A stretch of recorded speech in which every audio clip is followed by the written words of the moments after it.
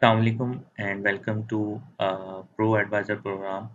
My name is Rao Ehsan Gulrez और आज हम अपना फर्स्ट लेक्चर जो प्रो एडवाइज़र प्रोग्राम का है बैच 001 का वो हम स्टार्ट करेंगे।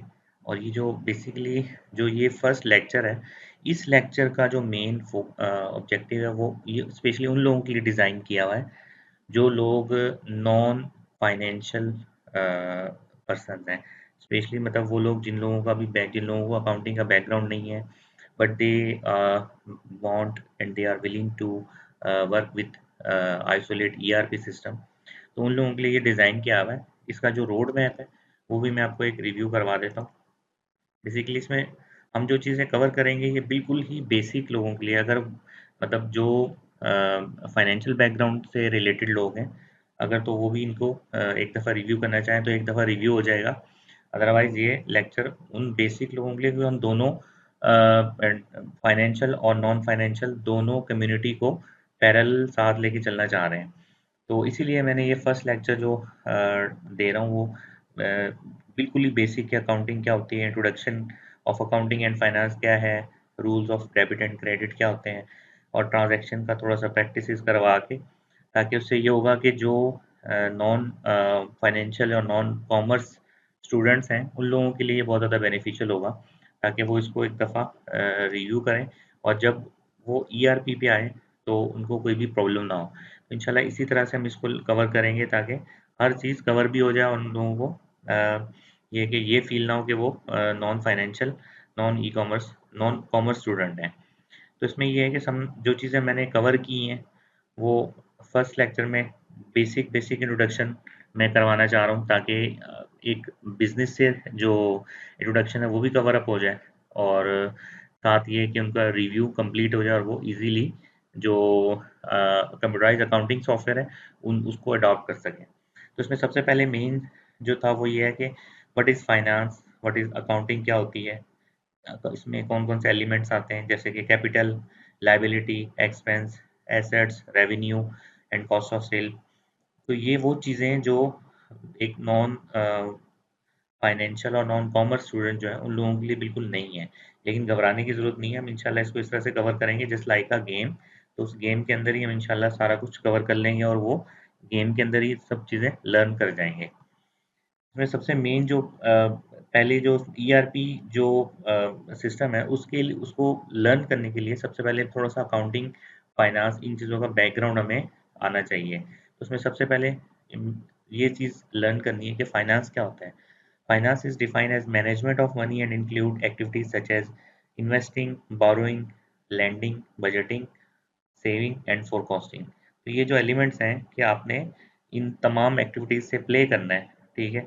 लेन देन करना है, इन्वेस्ट करना है, ठीक हो गया, बजट बनाने हैं, किस तरह से आप अपनी बिजनेस को रन करते हैं, ये सारी एक्टिविटीज़ जो होती हैं ये मिलके एक जो टर्म बनती है उसको फाइनेंस कहते हैं। ठीक हो गया? बिल्कुल शॉर्ट और बिल्कुल सिंपल सा हमने रखना है, कोई इसको मेस क्रिएट नहीं करना, ताकि ये है कि जो नॉन कॉमर्स जो स्टूडेंट्स हैं उनके लिए बहुत ज़्यादा ईज़ी हो जाए इस चीज़ को। उसके बाद दूसरा जो चीज़ है वो है accounting. Accounting means the process of recording of financial transactions pertaining to the business. The accounting process includes summarizing, analyzing, and reporting these transactions to oversight agencies, regulators, and tax collection entities. सिर्फ जो simple definition ये है कि accounting means कि आपने calculation करनी है, ठीक हो गया? वो तमाम प्रोसेस जिनके अंदर आप रिपोर्ट करते हैं, ट्रांजैक्शन करते हैं, ठीक हो गया? ये सारी चीज़ें इस प्रोसेस को जिसमें आप कैलकुलेशंस, अकाउंटिंग रिकॉर्ड कीपिंग कर होते हैं, बुक कीपिंग करते हैं, रिकॉर्ड्स मैनेज करते हैं, लेजर्स बनाते हैं, इन तमाम प्रोसेस को आप अकाउंटिंग कहते हैं। ठीक हो गया? नेक्स्ट आता है इन अकाउंटिंग के अंदर सबसे जो की एलिमेंट्स होते हैं, ठीक है? अकाउंटिंग के अंदर कैपिटल होता है, कैपिटल का मतलब होता है इन्वेस्टमेंट, ठीक हो गया? एक ऑनर होता है उसकी जो इन्वेस्टमेंट होती है उसको कैपिटल कहते हैं। Capital is money that you use to start a business. कोई भी बिज़नेस आप अगर स्टार्ट करते हैं तो उसके लिए जो आपको अमाउंट चाहिए होती है, या जो एक बिज़नेस मैन है, ठीक है? वो जो भी अपनी इन्वेस्टमेंट अपने बिज़नेस में लगाता है उसको कैपिटल कहते हैं, ठीक है? और वो अमाउंट जिससे उस बिज़नेस के लिए business use to generate benefit of business, कि हम फायदा उठाते हैं उस बिजनेस से, जिस अमाउंट जो अमाउंट हम लगाते हैं उसको कैपिटल कहते हैं। तो वो अमाउंट जो कि बिजनेस जनरेट करने के लिए इस्तेमाल होती है उसको कैपिटल कहते हैं। ठीक है, और कोई भी इन्वेस्टमेंट जो ओनर बिजनेस में लगाता है उसको कैपिटल कहते हैं। उसके बाद नेक्स्ट जो एलिमेंट है वो है लाइबिलिटी का। लाइबिलिटीज होती हैं, मतलब अगर हम आसान अल्फाज में अगर हम कहें तो लाइबिलिटीज होती हैं कि वो अदायगियाँ जो आपने करनी है। ठीक है, अ कंपनीज ऑब्लिगेशंस टू पे मनी टू अदर पीपल और businesses in the future is called a liability. कोई भी अमाउंट जो उधार आपने किसी भी पर्पस के लिए ली है, या अपने बिजनेस में कोई भी उधार आपने रकम ली है जो कि आपने आने वाले वक्तों में वापस करनी है अदायगी, उसको लाइबिलिटी कहते हैं। ठीक है, लाइबिलिटी का मतलब उधार जो कि आपने देना है वो लाइबिलिटी कहलाता है। लाइबिलिटी के बाद होता है जो नेक्स्ट एलिमेंट है वो है एक्सपेंसेस का। In accounting terms expense is the operational cost that is paid to earn business revenue. वो तमाम अखराजात जो उस बिजनेस से जो प्रॉफिट और रेवेन्यू अर्न करने के लिए या इनकम अर्न करने के लिए जितने भी अखराजात किए जाते हैं उनको एक्सपेंस कहते हैं। ठीक हो गया। एक कोई भी बिजनेस को चलाने के लिए जो भी अखराजात होते हैं, जैसे आप रूटीन में एक आप बिजनेस रन कर रहे हैं। ठीक है, बीइंग एज ए आपने सेल्फ असेसमेंट करनी है कि आप एज ए बिजनेसमैन हैं, और बीइंग एज ए बिजनेसमैन आपने अपने कंपनी में जो भी अखराजात किए अपने बिजनेस को चलाने के लिए, रूटीन डेली रूटीन एक्सपेंस जैसे होते हैं फूड हो गया यूटिलिटी हो गया, मार्केटिंग हो गया, ट्रैवलिंग एक्सपेंस हो गए, ये तमाम अखराजात जो आपके बिजनेस को चलाने के लिए काम आते हैं वो तमाम अखराजात एक्सपेंस कहलाते हैं। एक्सपेंस मीन्स अखराजात। ठीक हो गया। तो ये तमाम एक्सपेंसेस जो होते हैं वो अखराजात कहलाते हैं। अब इसके बाद आता है एसेट्स। एसेट्स वो होते हैं जो असासे होते हैं। असासे दो तरह के होते हैं, एक टेंजिबल होते हैं, एक नॉन टेंजिबल होते हैं। असासे मीन्स वो आपकी इन्वेस्टमेंट्स जो आप कैपिटल से जो चीज़ें फिक्स चीज़ें खरीदते हैं, जैसे आपकी लैंड हो गई, प्रॉपर्टी, बिल्डिंग हो गई, फर्नीचर हो गया, मशीनरी हो गई। ठीक हो गया। In financial accounting an asset is an resource owned और controlled by a business or an economic entity. It is anything tangible or intangible that can be used to produce positive economic value. तो ये कोई भी आपकी building, मतलब आपने अगर कोई भी अपना बिजनेस रन किया है, उसमें आपने अपने बिजनेस की एक्टिविटीज को रन करने के लिए जो एसेट्स आपने बाय किए हैं, असासे आपने बाय, जैसे आप कार लेते हैं। ठीक है, वो तमाम एसेट्स जिनकी एक लाइफ होती है, यूजफुल लाइफ, मतलब दो तरह के एसेट होते हैं, करंट होते हैं और एक लॉन्ग टर्म एसेट होते हैं। ठीक है, एसेट फर्स्ट तो ये आ गया कि टेंजिबल और नॉन टेंजिबल है। टेंजिबल कौन से एसेट होते हैं? जिनका वजूद होता है, जिनको आप टच कर सकते हैं। इनटेंजिबल नॉन टेंजिबल दूसरे जो होते हैं, जैसे आपके पेटेंट्स हो गए, गुडविल हो गई। अगर आप कोई बिजनेस सेल करते हैं तो कहते हैं जी हमारा एक गुडविल जो है वो भी हम ऐड करेंगे। तो जो गुडविल होती है उसको आप टच तो नहीं कर सकते, पेटेंट्स होते हैं वो टच नहीं कर सकते, लेकिन एक उनकी वर्थ होती है क्योंकि आपने एक बिजनेस में टाइम लगाया होता है। ठीक हो गया। तो वो होते हैं नॉन टेंजिबल एसेट। अब जो टेंजिबल एसेट होते हैं जिनको आप टच कर सकते हैं, उनमें दो तरह के होते हैं, फिक्स एसेट और करंट एसेट। वो करंट एसेट मतलब करंट असासे असासा वो होते हैं आपके जो एक साल के अंदर, जिनकी लाइफ एक साल और उससे कम होती है। और फिक्स एसेट वो होते हैं जिनकी लाइफ एक साल से ज्यादा होती है, उनको फिक्स एसेट कहते हैं। आपकी land, building, furniture and fixture, tool and machinery, जितने भी ये तमाम चीजें हैं, ये सारी आपकी फिक्स एसेट होंगी। और आपके कैश, बैंक और वो स्टॉक जो आप सेल के लिए लेके आए हैं जिनकी value with in a year है। ठीक है, और ये सारी वो चीज़ें और वो अदायगियाँ, वो जो आपने लोगों से पैसे लेने हैं जो कि विद इन अ ईयर लेने हैं, वो तमाम आपके करंट एसेट होंगे। तो बॉटम लाइन ये है कि जो एसेट्स हैं वो एसेट जो जिनका एक वजूद होता है और जिनको आप अपने बिजनेस की रेवेन्यू और ग्रोथ के लिए जो आपको सपोर्टिव एलिमेंट होते हैं उनको आप फिक्स एसेट कहते हैं। अच्छा, अब उसके बाद आता है revenue. Revenue is a money a company earns from the sale of its products and services. ठीक हो गया। जो भी आप अपने बिजनेस में सेल करेंगे, ठीक है, जो भी चीज़ आप फरोख्त करेंगे या बेचेंगे, ठीक है, जो आपका की बिजनेस इनकम का जो सोर्स होगा, उस और जो चीज़ आप फरोख्त करेंगे उसको आप रेवेन्यू कहते हैं। रेवेन्यू और सेल्स दोनों एक ही टर्म है। तो आप की इनकम, रेवेन्यू और सेल जो भी उस बिजनेस की होगी, वो बेसिकली उसको आप सेल्स कहेंगे या इनकम कहेंगे या रेवेन्यू कहेंगे। ठीक हो गया। इसमें आप सपोज करें आप फिजिकल एसेट भी, मतलब ट्रेडिंग भी, अगर आप सपोज करें ट्रेडिंग बिजनेस है आपका, तो आप कोई भी आइटम सेल कर रहे हैं तो वो आपका इस ट्रेडिंग इनकम हो गई, सेल्स हो गई। और अगर आप अपनी कोई सर्विसेज सेल्स कर रहे हैं जिसमें कोई प्रोडक्ट इन्वॉल्व नहीं है, ठीक है, तो वो सर्विसेज भी आपकी एक इनकम ही होगी, क्योंकि वो तो अल्टीमेटली वो आपको बेनिफिट दे रही है। ठीक हो गया। तो जो चीज़ आपको बेनिफिट दे रही है, ठीक है, वो आपका इनकम है और वो आपकी सेल्स होगी।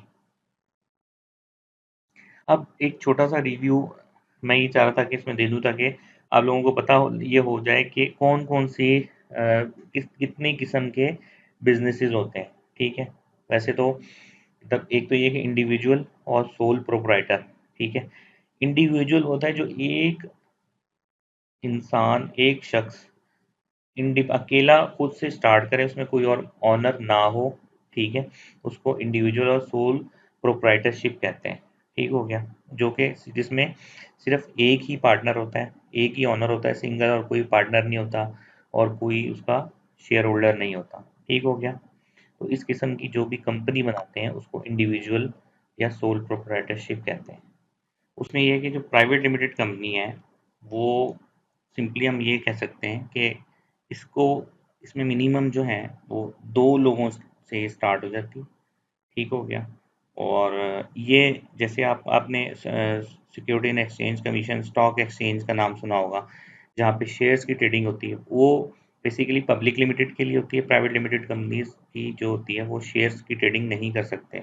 उसी तरह जो जैसे पब्लिक लिमिटेड कंपनी होती हैं, ये बेसिकली लिस्टेड होती हैं, इनकी शेयर्स मार्केट में फ्लोट होते हैं और इनकी बेसिक प्रॉपर जो ट्रेडिंग है शेयर्स की वो होती है। तो पब्लिक लिमिटेड कंपनी को बनाने के लिए मिनिमम 7 जो मेंबर्स हैं वो रिक्वायर्ड होते हैं, और प्राइवेट लिमिटेड को बनाने के लिए मिनिमम जो है आप 2 से स्टार्ट कर सकते हैं। बट जो मेन डिफरेंस है वो ये है कि वो लिस्टेड होती है, private limited company non listed होती है। पब्लिक लिमिटेड जो कंपनी है वो लिस्टेड होती है, उसके शेयर्स जो होते हैं वो आप स्टॉक एक्सचेंज में बेसिकली ट्रेड हो जाते हैं। ठीक हो गया। अच्छा, अब इसके बाद आता है नॉन प्रॉफिट ऑर्गेनाइजेशन।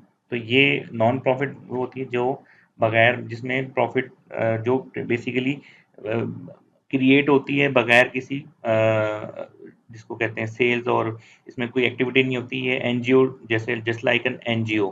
तो ये नॉन प्रॉफिट ऑर्गेनाइजेशंस वो होती हैं जिनका कोई ऐसा मकसद नहीं होता कमाई का। उनका सिर्फ ये होता है कि वो फलाही इदारा होता है, और फलाही इदारे में ये होता है कि उनके उनमें बिजनेस एक्टिविटीज़ कोई नहीं होती। ठीक हो गया। वो तमाम लोगों की फलाह और बहबूद के लिए काम करते हैं। तो वो बेसिकली जो इस किस्म की बगैर प्रॉफिट के कंपनीज जो रजिस्टर्ड होती हैं, जो इदारे होते हैं, ट्रस्ट होती हैं, जैसे ट्रस्ट वगैरह हो गए, ठीक हो गया, इस किस्म के जो भी फलाही इदारे होते हैं वो तमाम नॉन प्रॉफिट कंपनीज में कंसिडर होते हैं। अब ये जो बिजनेस टाइप्स ऑफ बिजनेस मैंने आपको बताए हैं, इसको मेन जो ऑब्जेक्टिव है कि इन तमाम जो बिजनेस टाइप हैं, इसके अंदर रहते हुए हमने अपने तमाम जो ईआरपी की एक्टिविटीज़ हैं वो परफॉर्म करनी है। तो आपको एटलीस्ट मिनिमम इनकी नो हाउ होनी चाहिए। अब आ जाते हैं कि टाइप्स ऑफ अकाउंटिंग, कितनी तरह की अकाउंटिंग होती है। जब भी आप अपने अकाउंट्स को मैनेज करते हैं, तो ये आपने याद रखने वाली चीज़ है, क्योंकि जो प्रीवियस जो मैंने आपको सारी चीज़ें बताई हैं, वो तो आपको काफ़ी चीज़ें खुद से भी पता होंगी, लेकिन टाइप्स ऑफ अकाउंटिंग ये आपने नोट कर लें और इसको याद लाजमी रखना है, क्योंकि जब भी हम कोई भी अकाउंटिंग सॉफ्टवेयर स्टार्ट करते हैं, तो उस वक़्त हमें अपने सिस्टम को ये बताना होता है कि हम कौन-सा अकाउंटिंग टाइप्स जो है वो हम यूज़ करने जा रहे हैं। एक है कैश अकाउंटिंग और है एक्रूवल अकाउंटिंग। पहला जो है कैश अकाउंटिंग में सिंपल, आप जैसे मुंशी होता है और वो डेली बेसिस पे लेजर बना रहा होता है, और लेजर के बाद अपने तमाम खाते बनाता है और खाते बना के वो उसकी अकाउंटिंग खत्म हो जाती है। सिंपल जो डे टू डे एक्टिविटीज़ होती हैं आपकी, जिसमें कोई आप लायबिलिटीज़, एसेट्स रिकॉर्ड नहीं करते, या इन फ्यूचर या कोई ऐसी मंथ एंड की ट्रांजैक्शन आप रिकॉर्ड नहीं करते, जैसे मैं आपको आगे चल के बताऊंगा कि इसकी एग्जांपल्स क्या होती हैं। लेकिन अभी फ़िलहाल आपको समझाने के लिए उसमें ये है कि एक होती है कैश अकाउंटिंग।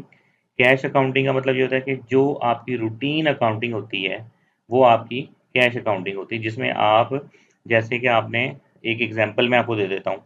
एक मिस्टर अली हैं, जैसे उनका 30 तारीख को उनकी सैलरी बन जाती है, तो 30 तारीख को उनकी सैलरी ड्यू हो गई, ठीक है। अब वो सैलरी जो है वो डिसबर्स होनी है 5 तारीख को, मतलब 5 तारीख को सैलरी कंपनी ने अली को देनी है, ठीक है। लेकिन अब क्या करना है कि उन्होंने अकाउंट्स अपने सारे क्लोज करने हैं, और 30 तारीख को वो एंट्री क्या पास करेंगे कि हमने कैश, मतलब अली को 30,000 रुपये उसकी सपोज करें सैलरी है, तो हमने सैलरी जो है वो अली को देनी है, जो कि पेरोल लाइबिलिटीज जो है ना, ये जो हमने सैलरी अली को देनी है, वो हमारी सैलरी पेबल हो गई, ठीक हो गया।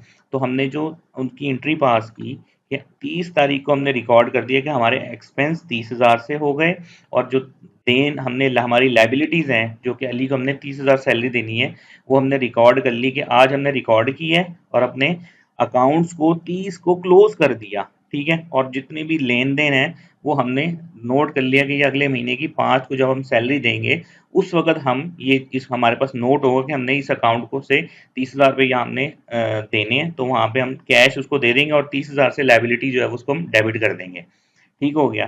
तो ये है कि जब आप प्रॉपर अकाउंटिंग की जो ट्रांजैक्शंस होती हैं, और जिस दिन मतलब आपने करनी होती है, उस दिन को आप फॉलो करके अगर लेके चलते हैं, तो उसको कहते हैं एक्रूअल अकाउंटिंग। कैश अकाउंटिंग में आप कोई फ्यूचर ट्रांजैक्शन नहीं पास करते, जो आज की कैश की ट्रांजैक्शन है, सिंपल जो एंट्रीज हैं उसको आप कैश अकाउंटिंग कंसिडर कर लें। और अगर आप प्रॉपर, जिसको कहते हैं कि बेसिकली तो जो स्टैंडर्ड है और जो प्रैक्टिस चल रही है वो अक्रूवल अकाउंटिंग की ही है, तो हमें अल्टीमेटली डेफिनेटली अक्रूवल अकाउंटिंग को ही फॉलो करना है। लेकिन जस्ट फॉर योर इंफॉर्मेशन कि कैश अकाउंटिंग भी एक मेथड होता है, और अक्रूवल अकाउंटिंग भी होता है। कैश में सिंपल कैश की एंट्रीज होती हैं और डेली रूटीन की जो एंट्रीज होती हैं, और वही पास होती हैं, और फ्यूचरिस्टिक कोई ट्रांजैक्शन पास नहीं होती। एक्रूवल अकाउंटिंग में प्रॉपर जो स्टैंडर्ड की अकाउंटिंग प्रैक्टिसेस हैं वो तमाम हम फॉलो करते हैं, जिसको हम एक्रूवल अकाउंटिंग कहते हैं।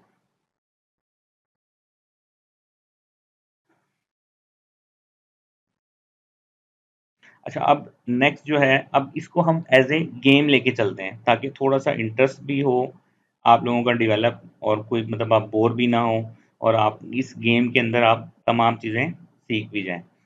अब इसको जैसे बिजनेस एक गेम है, ठीक है, हम उसको प्ले करेंगे, ठीक हो गया।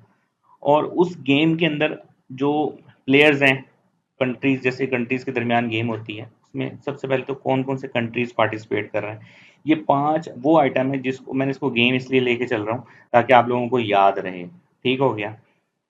याद रखना है कि ये 5 हेड्स हैं: capital, liability, expense, assets, revenue, cost of sale. ये वो 6 एलिमेंट हैं जिसको आपने अच्छे तरीके से याद कर लेना है। यही आपके मेन, जिसको पेरेंट होते हैं ना, और जो टीम हेड्स होते हैं, और जैसे हम कंट्री कह लें, अगर हम एज ए गेम लेके चल रहे हैं, तो एज ए कंट्री जिन जिन कंट्रीज की टीम्स पार्टिसिपेट कर रही हैं, तो उनमें ये 6 कंट्रीज आप समझ उसको हम सपोज कर लेते हैं। तो capital, liabilities, expense, assets, revenue और कॉस्ट ऑफ सेल। मैंने ये ऑलरेडी आपको इनकी जो मेन डेफिनेशंस हैं वो तो मैंने बता दी थी, इसमें एक जो थी वो रह गई थी, वो थी cost of sale. Cost of sale का मतलब ये होता है कि वो आइटम जो आपने सेल करने के लिए लिया है, वो आपको कितने में कॉस्ट कर रहा है, उसकी कॉस्ट क्या है, ताकि आप प्रॉफिट निकालना चाह रहे हैं ना। बेसिकली बिजनेस का मकसद तो यही होता है ना कि आप ultimately end of the month या एंड ऑफ द ईयर आप अपनी इनकम देखें कि कितनी है। वो कैसे निकालेंगे? एक चीज़ जो आप सेल कर रहे हैं उसकी कॉस्ट जो होती है उसको कॉस्ट ऑफ सेल कहते हैं, ठीक हो गया। तो ये 6 एलिमेंट आपने अच्छे तरीके से याद कर लेने, क्योंकि यही वो मेन एलिमेंट हैं जो हमें थ्रू आउट पूरे फाइनेंशियल अकाउंटिंग और ईआरपी में हम इसको यूटिलाइज करेंगे। तो जब हम ये मतलब फ्रिक्वेंटली और फास्टली जब यूज हो रहे होंगे, उस वक्त तक आपकी फिंगर टिप्स पे होने ये बहुत ज़रूरी है।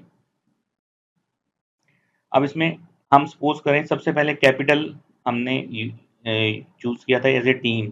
तो कैपिटल की टीम में कौन कौन से प्लेयर हैं? पार्टनर, ठीक है, partners capital, share holders equity, owners equity, retained earning, drawings, equity does not close और इक्विटी गेट्स क्लोज। ये भी वो एलिमेंट हैं जिनको आपने याद रखना है और फिंगर टिप्स पे आपको याद होनी चाहिए। ठीक है, सबसे पहले क्या था कि कौन सी टीम थी? कैपिटल। कैपिटल टीम के अंदर प्लेयर कौन कौन से हैं? ठीक है, ये आपने, ये वो तमाम प्लेयर हैं जिनको हम गेम के अंदर यूज करेंगे। गेम कौन सी है? ईआरपी की गेम है। तो आपने ये चीज लाजमी याद रख लेनी है। कुछ चीजें होती हैं जो आपको समझाने के लिए होती हैं और कुछ चीजें समझानी भी हैं और वो आपको याद भी रखनी है। ये याद रखने पे इसलिए ज़्यादा मैं फोकस कर रहा हूँ क्योंकि जब मिड ऑफ द लेक्चर, जब हम 5-6 लेक्चर गुजर चुके होंगे और हम ईआरपी की गेम के अंदर फुली इन्वॉल्व होंगे और वहाँ पे हम बहुत आगे एग्रेसिवली फाइट कर रहे होंगे, तो हमें ये चीज़ें वहाँ पे जब हम यूटिलाइज करेंगे तो वो स्टूडेंट्स जिनको इन इन चीज़ों के बारे में नो हाउ नहीं होगी, तो वहाँ पे वो फेल हो जाएंगे या किक आउट हो जाएंगे। तो बेहतर ये है कि अभी ये फर्स्ट लेक्चर है तो इसको अच्छे तरीके से याद रखें, क्योंकि ये वो कुछ ऐसी चीज़ें हैं जो कि आपको बुकिश नॉलेज में भी नहीं मिलेंगी। तो इसलिए ये वो टर्म्स हैं जो कि टिपिकली हम ईआरपी में यूज़ करते हैं। ठीक हो गया? कहाँ, कब, किस प्लेयर को लेके आना है वो हम जब हम गेम करेंगे तब हम आपको बताएंगे। बट राइट नाउ तो आपके लिए मेन पॉइंट ये है कि आपने इसको याद रखना है कि कैपिटल टीम्स जो हैं उसमें कौन कौन से प्लेयर हैं। पार्टनर्स कैपिटल, ठीक है, मल्टीपल जो ऑनर्स हैं उनका शेयर्स या उनका कैपिटल या उनकी value, share holders equity, honours equity, ठीक है। रिटेन्ड अर्निंग, रिटेन अर्निंग का मतलब ये होता है कि आपकी वो इनकम जो अगले महीने में हम लेके जा रहे हैं। सपोज करें हमने 1 साल कमाई की, साल के एंड में हिसाब किया और वो हिसाब को हमने अगले साल पे ले गए कि अब हमने ये अगले साल जब हम हिसाब करेंगे तो उसमें इस कमाई को ऐड करेंगे। तो इसको कहते हैं रिटेन अर्निंग, कि हमने पिछली वाली इनकम को अगले साल में ले गए। ड्राइंग्स ये होती हैं जो ऑनर होता है वो अपने बिजनेस से जो अपनी ज़ात के लिए पैसा निकालता है उसको ड्राइंग कहते हैं। ठीक है, कि अपनी सेल्फ ज़रूरियात के लिए जो ऑनर होता है वो जो भी कैपिटल में से अपनी बिजनेस में से जो पैसा अपनी ज़ात के लिए निकालता है उसको हम ड्राइंग कहते हैं। तो पर्सनल जो यूटिलाइजेशन के लिए जो फंड्स वो विदड्रॉ करता है बिजनेस से, उसको आपने ड्राइंग, वो ड्राइंग कहलाता है। ठीक हो गया? ये भी याद रखने वाली चीज़ है। Equity does not close, equity gets close, ये जब इंट्रीज मैं पास कर रहूँगा और जब हम ईआरपी के अंदर जाएंगे तब मैं आपको इसका कंसेप्चुअल और इसकी बाकायदा ट्रांजैक्शन करके दिखाऊंगा, वहां पे आपको ज़्यादा बेहतर तरीके से इसकी अंडरस्टैंडिंग हो जाएगी। अच्छा, सेकेंडली अब जो हम आ रहे हैं वो है लाइबिलिटीज। पहले हमने देखा था कि कैपिटल की टीम कौन कौन सी है। नेक्स्ट लेवल पे हम देखते हैं कि जो लाइबिलिटीज हैं जिसको हम अदायगी पेबल होती हैं, या हमने अदायगियाँ जो भी हम कहते हैं। लाइबिलिटी भी दो तरह की होती हैं, शॉर्ट टर्म लॉन्ग टर्म। जैसे एसेट्स दो तरह के थे, करंट और फिक्स, इसी तरह लाइबिलिटी भी दो तरह की होती है। करंट लाइबिलिटी, ठीक हो गया, या शॉर्ट टर्म लाइबिलिटी, और लॉन्ग टर्म लाइबिलिटी। ठीक हो गया? करंट लाइबिलिटी या शॉर्ट टर्म लाइबिलिटी वो होती है जिसमें जो कि आपने पैसा जो भी अदायगी करनी है वो 1 साल के अंदर, ठीक है, या विद इन अ ईयर आपने वो पेमेंट की वापस कर देनी है। या लोन, ऐसा उधार आपने किसी से जो लिया है जो आपने देना है 1 साल के अंदर अंदर, वो आपका करंट लाइबिलिटी हो गई। और लॉन्ग टर्म लाइबिलिटी वो कि आपने एक बैंक से लोन लिया है जो कि जिसकी एज जो है, जो आपने अदायगी 1 साल से ज़्यादा की टाइम पे पीरियड में करनी है, ठीक है, उसको आप कहेंगे लॉन्ग टर्म लाइबिलिटीज। ठीक हो गया? तो अदायगियां दो तरह की होती हैं, एक current liability, short term liability भी इसको कहते हैं, और दूसरी जो है वो लॉन्ग टर्म लाइबिलिटीज है। करंट जिसकी एज या life with in a year और इक्वल टू 1 ईयर है, आपने 1 साल के अंदर पे करनी है। और लॉन्ग टर्म लाइबिलिटीज वो जिनकी एज 1 साल से ज्यादा है और आपने 1 साल के बाद उसको पे करना है, अप टू जितने साल मर्जी हो जाए वो, ठीक हो गया। तो 1 साल से ज्यादा अगर उसकी एज है तो उसको आप लॉन्ग टर्म लायबिलिटी कहेंगे। इसी तरह उस लायबिलिटी की जो टीम के जो एक और प्लेयर है उसका नेम है अकाउंट पेएबल। ये भी आपने, अब जैसे आप कोई भी पाकिस्तान की क्रिकेट टीम है उसके प्लेयर के नेम याद करेंगे तो आपको आएंगे ना, इसी तरह ये भी आपने याद करने, इसमें इंटरेस्ट लेंगे तो ही आपको ये अंडरस्टैंड होगा और आप इसमें आगे बढ़ सकते हैं। अगर आपको फील हो रहा है कि मतलब आप इसमें इंटरेस्ट नहीं आ रहा आपका, थोड़ा सा और एफर्ट करें, ठीक है, और थोड़ा सा रिलैक्स होकर इसको लेके चलें आगे। ये आपको खुद ब खुद ये कि अंडरस्टैंडिंग डेवलप होना शुरू हो जाएगी। जब आपका इंटरेस्ट इसमें बनेगा ना तो ही आपकी अंडरस्टैंडिंग बनेगी। तो बेहतर ये कि इसको याद भी रखें और इंटरेस्ट लेके भी चलें। ठीक हो गया। अकाउंट पेएबल एक इसका, जैसे आप कोई भी अकाउंट पेएबल है, अकाउंट पेएबल का मतलब मैं आपको ये भी बता देता हूँ कि अकाउंट पेएबल वो अदायगी तमाम अखराजात के हेड्स जो हमने देने हैं वो तमाम अकाउंट पेएबल हैं। ठीक हो गया। ये वो प्लेयर्स हैं जिनको याद रखना है और आगे हम इसको यूज करेंगे टीम में, जब भी हम आगे इसकी गेम करेंगे। तो उसमें loan payable, salaries payable, tax payable, other payable, ये वो प्लेयर्स हैं जो कि आपकी लायबिलिटी की टीम के अंदर है। इनको लेबोरेट में जब हम इसको यूटिलाइज करेंगे वहां पे मैं आपको बता दूंगा कि इसको किस तरह से हमने यूटिलाइज करना है। राइट नाउ आपने इन ज़्यादा इन डेप्थ में भी नहीं जाना। अभी आपने सिर्फ ये देखना है कि आपकी एक जो पहली टीम थी वो कैपिटल की टीम थी, उसके प्लेयर्स के नेम ये हैं। ठीक हो गया।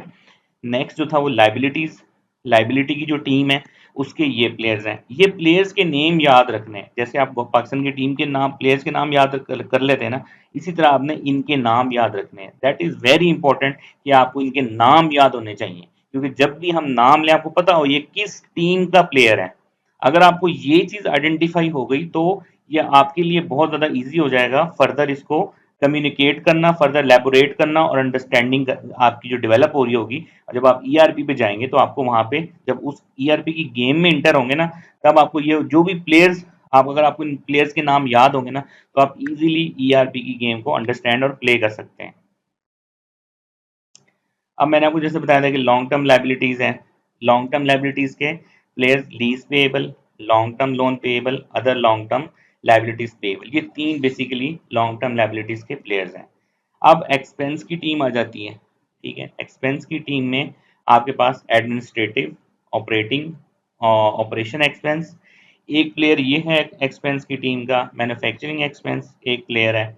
सैलरीज एक्सपेंस प्लेयर है। पोस्टेज एक्सपेंस है, टैक्स एक्सपेंस है, यूटिलिटी एक्सपेंस है, इंटरटेनमेंट एक्सपेंस है, ये तब मार्केटिंग एक्सपेंस है, सेलिंग एक्सपेंस है, पोस्टेज एक्सपेंस है, इंश्योरेंस एक्सपेंस है, कैरिज आउटवर्ड एक्सपेंस है, मिसलिनियस एक्सपेंस है। ये तमाम आपकी एक्सपेंस की टीम के प्लेयर्स हैं जिनके नाम ये हैं। ठीक है, तो आपको इसके नाम भी याद रखने हैं। तो पहला लेक्चर जो है उसमें मिक्स एंड मैच है, लेकिन आप उसमें जो अंडरस्टैंडिंग और जो याद रखने वाली चीज़ है वो बहुत इंपॉर्टेंट है, जिसको आपने लिखना है, लिख के एक दफ़ा याद करना है और सेल्फ आपने उसको दोबारा से लिख के देखना है, ताकि आपको पता हो कि आपको टीम्स के नाम याद हो गए। अगर आपको टीम के नाम याद हो गए तो इंशाल्लाह फिर आगे बहुत अच्छे तरीके से हम इसको आगे लेके चल लेंगे।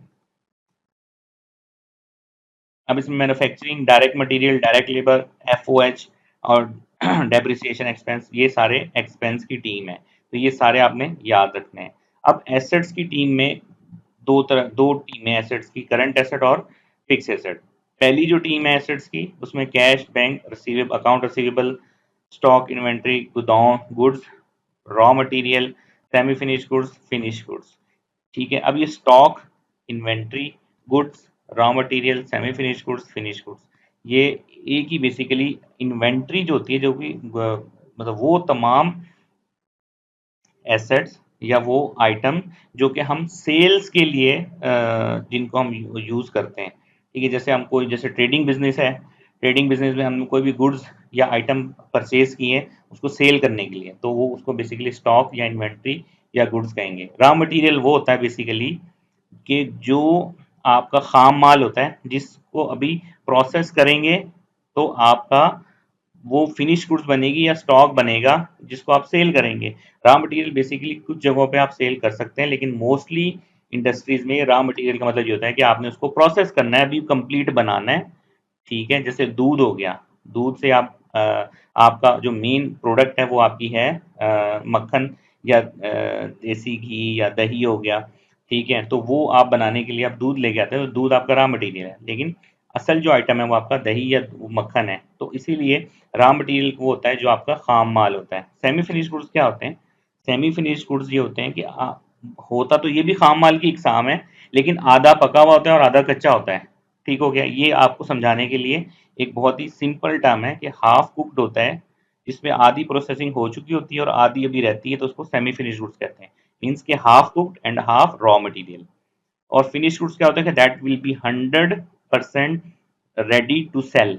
तो ये आपको वो कंप्लीट फिनिश प्रोडक्ट होती है जिसको आप मार्केट में सेल कर सकते हैं, उस पर फर्दर कोई प्रोसेसिंग रिक्वायर्ड नहीं होती। अच्छा, उसके बाद जो नेक्स्ट टीम है वो है एडवांस टू स्टाफ। कोई भी अपने एडवांस अगर अपने स्टाफ को देना है, तो उसके लिए जो हम टीम प्लेयर यूज करेंगे वो एडवांस टू स्टाफ होगा। अदर रिसीवेबल ये भी एक टीम प्लेयर है, तो एसेट्स के टीम प्लेयर ये आपने याद कर लेने।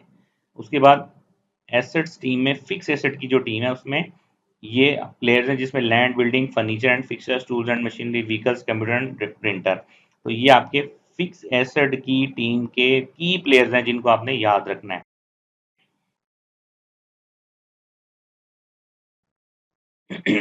अब इसमें डायरेक्ट सेल और इनडायरेक्ट सेल है। एक वो सेल जो कि आपकी कंपनी की मेन प्रोडक्ट सेल है। सपोज करें आपने कोई भी बिजनेस रन किया है, उसमें आपका कोई आपकी जो मेन आइटम है, जैसे कि आपने कोई भी गुड्स इंपोर्ट की है और उसको आप सेल कर रहे हैं, तो वो आपकी डायरेक्ट सेल हो गई। अब उस बिजनेस में आपके कोई ना कोई जैसे स्क्रैप हो गया, ठीक है, या जैसे गन्ने की अगर हम शुगर इंडस्ट्री ले लेते हैं, शुगर इंडस्ट्री में जो शुगर होती है वो आपकी मेन प्रोडक्ट होती है जिसको हम डायरेक्ट सेल कर वो ना अगर हम शुगर को सेल करेंगे तो वो आपकी डायरेक्ट सेल कहलाएगी। तो अब गन्ने से जो बगास निकलती है या उसके जो स्क्रैप होता है वो भी बिकता है, ठीक है। तो वो जो प्रोडक्ट होती है, जो उसके रॉ मटेरियल होता है, जो कि वेस्टेज होती है, अगर हम उसको बेचते हैं, या कबाड़ होता है, अगर उससे जो निकलता है मेन प्रोडक्ट से, ठीक है, तो उसको हम बाई प्रोडक्ट कहते हैं। और अगर हम उसको सेल करते हैं तो वो इनडायरेक्ट सेल होती है, आपकी कंपनी की मेन सेल का पार्ट नहीं होता वो। इसीलिए इसको हमने बाइफरकेट किया है कि डायरेक्ट सेल और इनडायरेक्ट सेल। तो ये रेवेन्यू की टीम के दो मेंबर आपके बन गए, डायरेक्ट सेल और इनडायरेक्ट सेल। इसको भी आपने नोट कर लेना है, याद कर लेना है, लिख के रख लें, ताकि जब हम टीम कॉल करें तो आपके प्लेयर्स के नाम आपके फिंगर टिप्स पे होने चाहिए। अब आ जाती है कॉस्ट ऑफ सेल्स की टीम जो है। अब कॉस्ट ऑफ सेल की हमने टीम बना ली। कॉस्ट ऑफ सेल की टीम में जो मेन जो प्लेयर्स हैं उनके नाम cost of goods sold, cost of sale, cost of goods manufactured, work in process, conversion cost. तो ये प्लेयर्स नेम है, इनको डिटेल में हम आगे जाके डिस्कस करेंगे। फिलहाल ये आपने याद रखने हैं, इसको फिंगर टिप्स में चाहिए कि कॉस्ट ऑफ सेल की जो टीम है उसके जो मेंबर हैं उनके क्या क्या नेम है। आज में जितने भी आपने हमने जो चीज़ें डिस्कशन की हैं, ये सारा लेक्चर जो है ये मैं अपलोड हो जाएगा ये आज में मॉडरेट डिस्कशन बोर्ड में। आपको मैं दिखा देता हूँ किस तरह से आपने जाके ये लेक्चर को चेक करना है। यहाँ पे आप आएंगे, सबसे पहले आपने ये वेबसाइट लॉगिन करनी है, isolatERP.com। ठीक हो गया? फिर उसके बाद यहाँ पे आपकी जो रजिस्ट्रेशन जिन जिन स्टूडेंट्स ने रजिस्ट्रेशन करवाई है, और अगर जो नहीं करवा सके उनके लिए become a pro adviser program है। तो यहाँ पे आप अपने जितनी भी इंफॉर्मेशन है वो सबमिट करेंगे और अपनी सीरीज अपलोड करें और उसके बाद सेव करवा दें। तो हमारे पास इंफॉर्मेशन आ जाएगी, ताकि हम उनको भी कांटेक्ट करके उनको एनरोल कर लें इस प्रो एडवाइज़र प्रोग्राम के लिए। नेक्स्ट ये कि जो आपका डेली लेक्चर होगा वो MDB, that is moderate discussion board है। मॉडरेट डिस्कशन बोर्ड में यहाँ पे सारे लेक्चर्स के ये लिंक दिए हुए हैं। अब जैसे ये फर्स्ट लेक्चर है, ये लेक्चर यहाँ पे मैं लिंक यहाँ पे पब्लिश कर दूंगा। आपने इसको क्लिक करना है, pro adviser program lecture number 1 को, और यहाँ पे अपने कमेंट्स जो भी आपकी इंक्वायरीज हैं, या जो आपके कमेंट्स हैं, या जो इश्यूज आपको फेस हो रहे हैं, या कोई आप डिस्कशन करना चाह रहे हैं, बेसिकली ये डिस्कशन बोर्ड इसीलिए बनाया हुआ है कि तमाम जो स्टूडेंट्स हैं या जो प्रीवियस डिस्कशन हुई है वो तमाम लोगों को शो हो जाए कि क्या डिस्कशन हो रही है। और अगर किसी के कोई क्वेश्चन है तो वो फ़ौरन यहाँ पे अपना क्वेश्चन टाइप करें, नेम, ईमेल, और ये वेबसाइट की ज़रूरत नहीं है, मैंडेटरी है ये। और सेव करा के पोस्ट कर देंगे अपना कमेंट, तो वो मेरे पास आ जाएगा और मैं फिर उसको राइट अवे रिप्लाई कर दूंगा। और जितने अच्छे आपके जितने ज़्यादा कमेंट्स आएंगे, मेन यहीं से मुझे ये इन्फॉर्म आइडिया हो जाएगा कि कौन स्टूडेंट ज़्यादा इंटरेस्ट ले रहा है। इसी वेबसाइट पे आप लोगों का जब ये कंप्लीट हो जाएगा कोर्स, फिर एक एग्ज़ाम होगा, उसके बाद जो क्वालिफाई कर जाएंगे उनका तमाम डिटेल हम अपनी वेबसाइट पे पब्लिश करेंगे, ताकि जितनी भी कम्युनिटी अगर कोई आगे जॉब करना चाह रहा है तो हमारी ही वेबसाइट से हमारे क्लाइंट उनको डायरेक्ट हायर कर लें। नेक्स्ट जो हमारा लेक्चर होगा वो रूल्स डेबिट एंड क्रेडिट के जो हैं उन पे हम नेक्स्ट जो लेक्चर है वो रिकॉर्ड करेंगे। और उसमें ये है कि वो बहुत इंपॉर्टेंट लेक्चर है, जिसके लेकिन उससे पहले आज का जो लेक्चर है इसको अच्छे तरीके से आपने नोट करके रिव्यू करके और इसको अंडरस्टैंड कर लेना है और इस पर अपने नोट्स बना लें। और नेक्स्ट जो लेक्चर होगा वो बहुत ज़्यादा इंपॉर्टेंट है, उसके हर नेक्स्ट जो लेक्चर होगा वो प्रीवियस तमाम लेक्चर से कनेक्टेड होगा। तो बेहतर ये है कि आप तमाम लेक्चर प्रॉपर लें और उस पे जो भी क्वेश्चंस है वो आप क्वेश्चंस करें, ताकि आप लोगों की जो इंक्वायरीज हैं वो मैं राइट अवे उसको सॉर्ट आउट करूं और तमाम जो स्टूडेंट्स हैं वो एक पेज पे हों। तो आज के लेक्चर में मुझे इजाज़त दें, अपना ख्याल रखिएगा, इंशाल्लाह दूंगा। तब तक के लिए इजाज़त दें। अस्सलाम वालेकुम।